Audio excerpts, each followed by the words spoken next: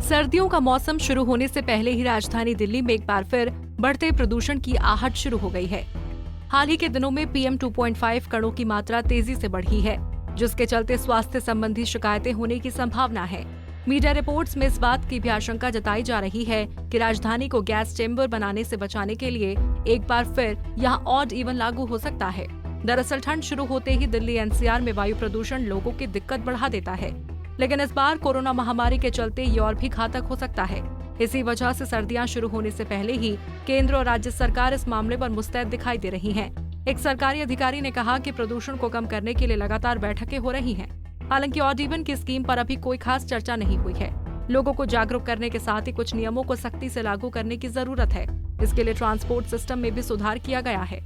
दिल्ली के मुख्यमंत्री अरविंद केजरीवाल जहां लगातार प्रदूषण को लेकर एडवाइजरी जारी कर रहे हैं, वहीं पराली जलाने के चलते दिल्ली में वायु की गुणवत्ता प्रभावित न हो, इसके लिए केंद्रीय पर्यावरण मंत्रालय भी दिल्ली और आसपास के राज्यों से लगातार संपर्क में है। शुक्रवार को सुप्रीम कोर्ट ने भी पराली जलाने पर रोक संबंधी कदमों की निगरानी के लिए अपने एक पूर्व न्यायाधीश जस्टिस मदन B लोकुर के साथ एक सदस्यीय कमेटी गठित की। लोकुर कमेटी पराली जलाए जाने की घटनाओं संबंधी अपनी रिपोर्ट दशहरा की छुट्टियों के बाद सुप्रीम कोर्ट को सौंपेगी।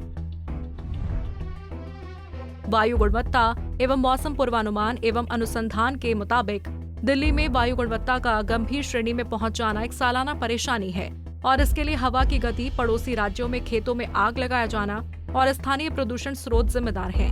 विशेषज्ञों के मुताबिक आसपास के राज्यों में जो पराली जलाई जाती है, ठंड के मौसम में दिल्ली NCR के प्रदूषण में उसका योगदान 4 से 40% के बीच होता है।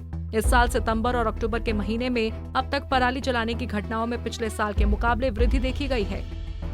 केंद्रीय प्रदूषण नियंत्रण बोर्ड ने कहा कि इस साल फसल कटाई जल्दी होने के कारण ऐसा हुआ है। CPCB के अध्यक्ष शिवदास मीणा के मुताबिक पंजाब और हरियाणा में गैर बासमती धान का रकबा कम करने के लिए दिल्ली NCR को इस साल प्रदूषण में राहत मिलने की उम्मीद है। उन्होंने कहा कि गैर बासमती धान की पराली के निपटारे में ही किसानों को समस्या आती है और वो उसे खेत में जला देते हैं। रिपोर्ट्स के मुताबिक पंजाब में पिछले साल 22,91,000 हेक्टेयर में धान की फसल हुई थी, जबकि इस साल इसका रकबा घटकर 20.76 लाख हेक्टेयर है। इसी साल हरियाणा में गैर बासमती धान का रकबा पिछले साल के 6,48,000 हेक्टेयर के मुकाबले इस साल 4,27,000 हेक्टेयर रहा है। इससे पराली जलाने की घटनाओं में कमी की उम्मीद है। हमसे जुड़े रहने के लिए हमारे YouTube चैनल को सब्सक्राइब करें और नई वीडियो की नोटिफिकेशन के लिए बेल आइकॉन को दबाएं। अगर आप ये वीडियो Facebook पर देख रहे हैं तो लाइक जरूर करें और ज्यादा से ज्यादा शेयर करें। धन्यवाद।